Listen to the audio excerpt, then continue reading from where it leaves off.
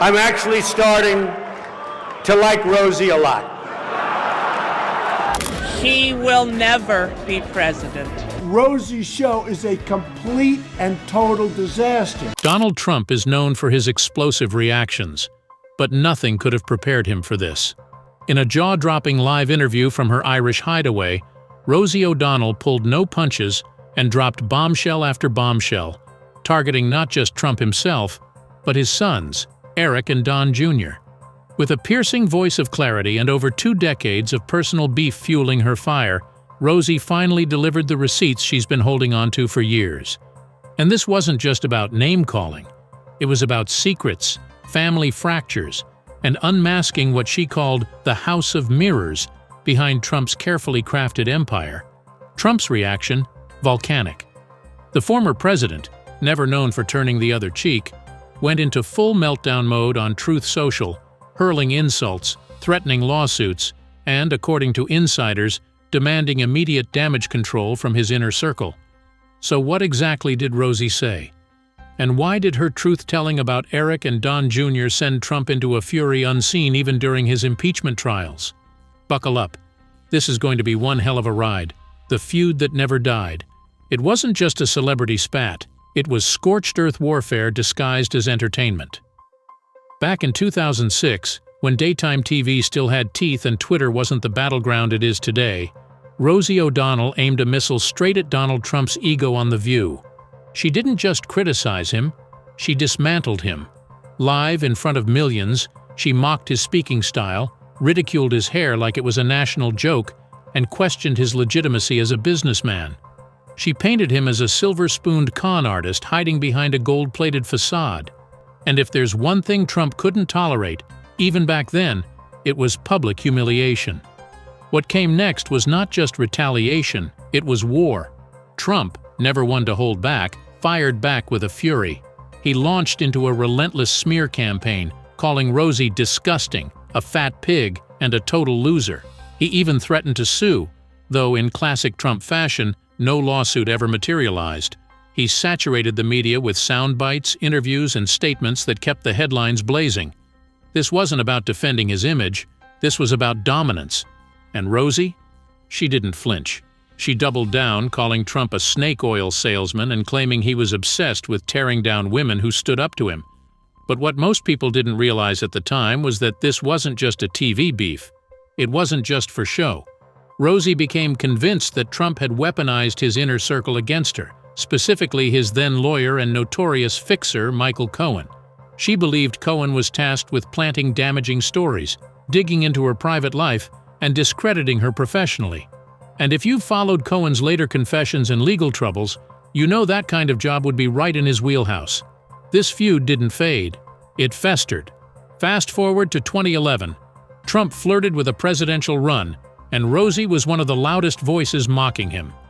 When Trump finally descended that now infamous escalator in 2015, declaring his candidacy, Rosie's name was still on his mind. At his first GOP debate, when pressed about his history of misogynistic comments, Trump didn't apologize. Instead, he smirked and said, "Only Rosie O'Donnell." The crowd roared. The moderators froze. But everyone watching at home knew this wasn't a new burn, this was a grudge, alive and pulsing with years of fury. Rosie, now out of daytime TV and more politically vocal than ever, became one of Trump's fiercest celebrity critics. Her tweets were savage. Her interviews were brutal. She called his presidency a nightmare and claimed he was mentally unstable.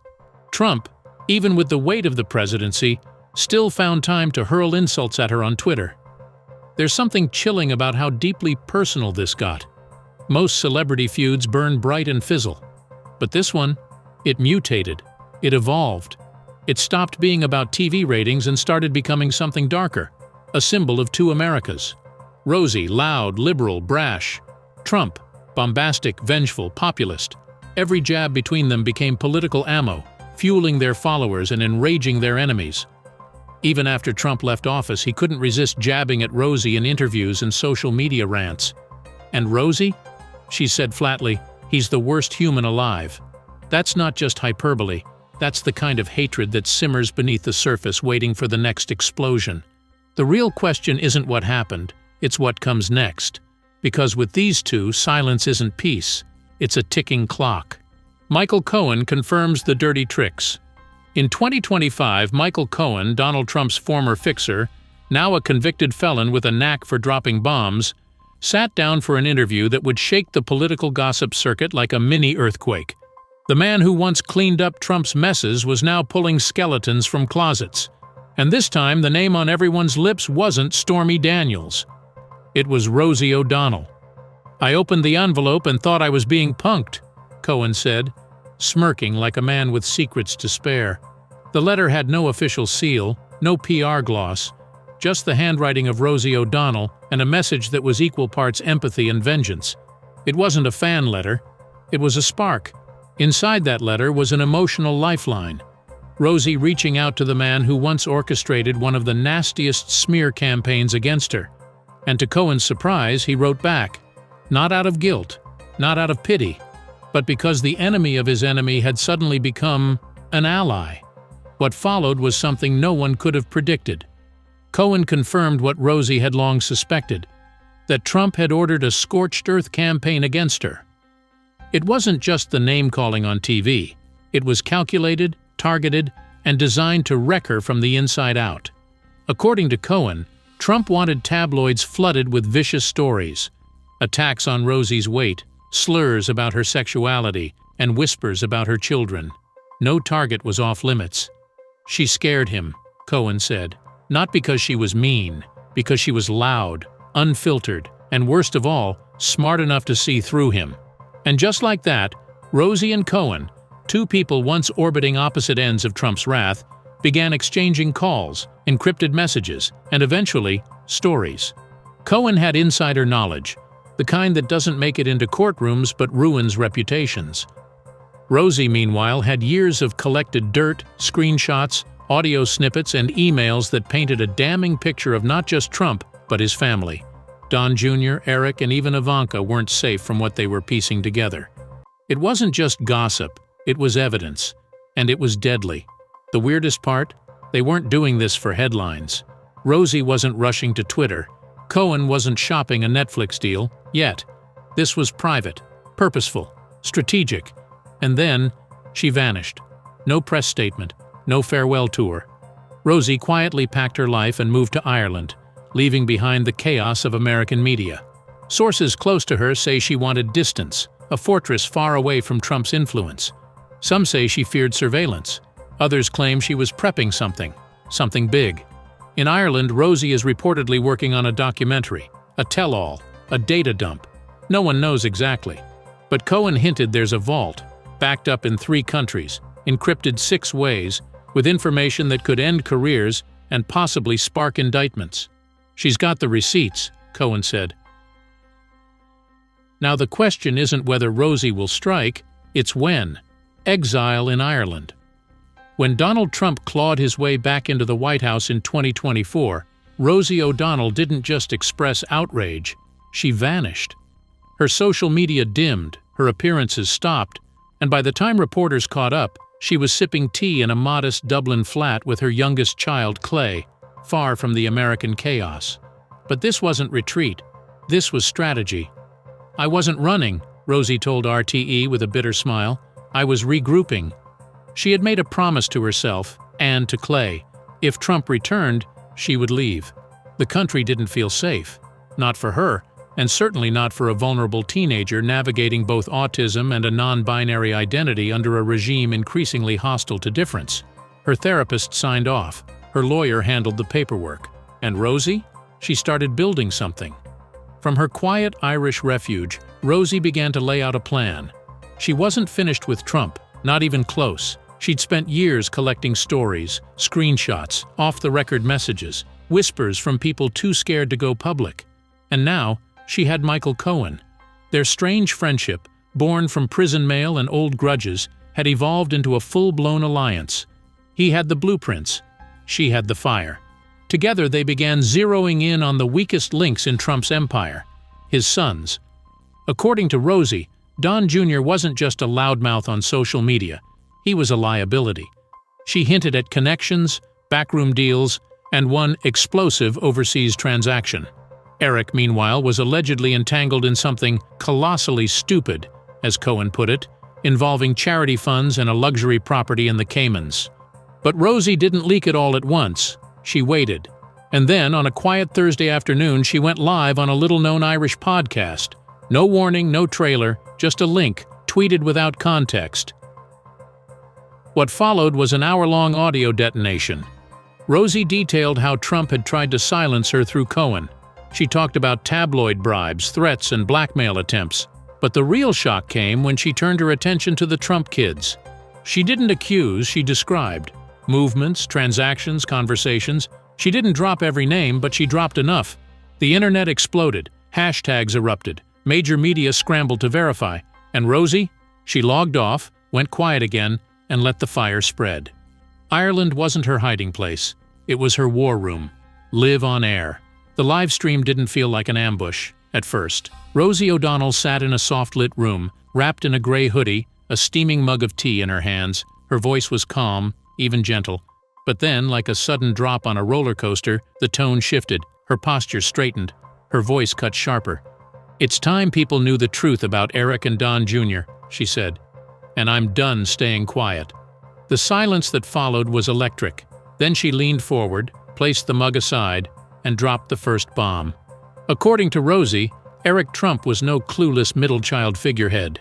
"He's the real heir of corruption," she said, eyes locked on the camera. She claimed he had been orchestrating shell company schemes through offshore accounts while his father was in office. Accounts tied to sketchy international donations and real estate deals that bypassed standard reporting. "These weren't accidents," she said. "They were designed. Legal staff from the Trump Organization helped set up fake companies, some of which never existed beyond a paper trail. And those names show up in at least 4 different financial hubs." She cited one account in the Bahamas and another in Luxembourg, both linked to political donors who had been under investigation in their home countries. It was enough to make even seasoned financial reporters scramble for their notepads. And Rosie didn't stop there. She pulled out what she called the family files, a thick red folder bristling with documents and post-it tabs. She held up a page, partially redacted, but showed just enough to make out bank names, wire codes, and one internal memo signed by a familiar Trump org legal aide. Michael Cohen, she said, had confirmed the structure of these accounts during their off-the-record conversations. "He told me Eric was sloppy. He thought he was invisible because all eyes were on Don." And then came Don Jr. Rosie's voice turned colder. "He was the enforcer." She alleged that Trump's eldest son ran private surveillance teams during the 2016 and 2020 campaigns, not just to gather intel on political opponents, but to monitor journalists, celebrities, and specific critics, including herself. "I've seen the messages," she said, referencing leaked communications from a former campaign staffer. "There were people paid to track me. They knew what hotel I was in, what events I attended. I was photographed without my knowledge. This wasn't paranoia, it was a campaign tactic." Rosie named the staffer directly, a mid-level strategist who had since relocated to Eastern Europe. She claimed this individual provided her with emails showing Don Jr. approving payments for discreet visibility ops on a list of names, including a handful of prominent liberal figures. And it wasn't just political. According to Rosie, Don Jr. was directly involved in managing damage control around the Trump University fraud settlement. She alleged that he helped funnel money from undisclosed sources to delay or obscure the final restitution payments owed to former students. "People think that chapter is closed," she said. "It's not, and Don Jr. made sure of it." Then she paused. "I'm not afraid anymore," she said, her voice cracking just slightly. "I've lived with this shadow too long, and I know the risks." She stared directly into the lens, holding the folder like a loaded weapon. The internet detonated. Twitter lit up with hashtags. #FamilyFiles, #RosieLeaks, #EricTrumpExposed. Reddit threads multiplied by the second. Streamers cut in with live breakdowns. News outlets scrambled to verify even a fraction of what she said. It was a digital wildfire. And in the center of it, Rosie sat motionless, watching the flames she had just lit. For 2 hours, Trump World said nothing. No tweets, no statements, just silence. A vacuum so loud it was deafening. Then the eruption came. A Trump spokesperson called Rosie a washed-up lunatic, and a desperate liar chasing relevance. Don Jr. tweeted furiously, calling the livestream a clown show and promising legal action. Eric released a statement through Trump.org Legal, calling the accusations baseless garbage wrapped in performance art. But Rosie? She just tweeted one sentence: "There's more. Trump's meltdown." What followed was nothing short of a digital tantrum drenched in paranoia. At exactly 2:13 a.m., Donald Trump logged onto Truth Social and detonated, "Rosie O'Donnell is a mentally deranged liar, always has been, never was funny, total loser. Everything she said is fake. She's a criminal and should be arrested for defamation." It didn't stop there. By the time the sun rose over Palm Beach, 5 more posts had followed, each one more unhinged than the last. Trump accused Rosie of being a puppet for radical left Irish operatives, suggesting she was part of an international conspiracy to sabotage his family. In one post, he even hinted that Rosie and Michael Cohen were being investigated for treasonous activities abroad, though no such investigation had been confirmed or even mentioned by any legitimate authority. But this wasn't just Trump doing Trump. Behind the scenes, something was cracking. According to sources close to the Hill, Trump summoned Eric and Don Jr. to Mar-a-Lago for an emergency meeting just hours after Rosie's livestream went viral. Security was doubled, phones were locked down. And the mood? One insider described it in 2 words: full panic. In the middle of it all, Trump reportedly blew up at Don Jr. "How the hell did she get that stuff?" he shouted, slamming a folder against a table. "You were supposed to keep this buried." Don Jr. denied everything. Eric stayed quiet. By late morning, word leaked to conservative media outlets that Trump's legal team had been activated. Drafted statements and cease-and-desist letters, even exploratory talks of a defamation lawsuit against Rosie and Cohen, began circulating. But Trump's rants betrayed something lawsuits couldn't hide: fear. This wasn't just another celebrity spat or internet beef. Rosie had dropped information that Trump hadn't expected, details too specific, too layered to be pure fiction, and she wasn't backing off. Just as Trump's final Truth Social post of the day called her a threat to national security, Rosie tweeted a single word: ticking. The implication was clear. This was only the beginning. Rosie claimed that in 2022, a private investigator, hired to look into Trump Foundation irregularities, approached her with documents that implicated Eric in manipulating charitable donations during Trump's first term. According to the whistleblower, Eric helped divert funds from a children's cancer charity event hosted at Trump's golf course. Documents allegedly show inflated event costs and missing receipts, suggesting the money never reached its intended recipients. As for Don Jr., Rosie alleged he was behind multiple social media harassment campaigns, using bot networks to amplify false narratives about her weight, mental health, and family. She wasn't just a critic, Cohen said during a follow-up podcast. She was target number 1. Even more chilling, Rosie said she found a tracker hidden in a gift she once received at a red carpet charity event, an item she now believes was sent by someone close to Trump Jr. This wasn't just politics anymore. This was personal, predatory, and possibly criminal. The internet lit up with hashtags like #RosieVsTrump, #TrumpMeltdown, and #DongerLeaks. Some hailed Rosie as a hero. Others called it a publicity stunt. Major networks picked up the story. CNN aired a primetime special. MSNBC booked Rosie for an extended segment. Even Fox News scrambled to control the narrative, with Laura Ingraham calling her a mentally unstable woman in hiding.